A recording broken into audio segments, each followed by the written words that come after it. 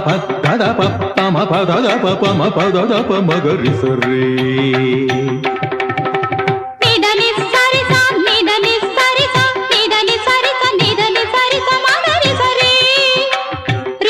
ಏನ್ರಿ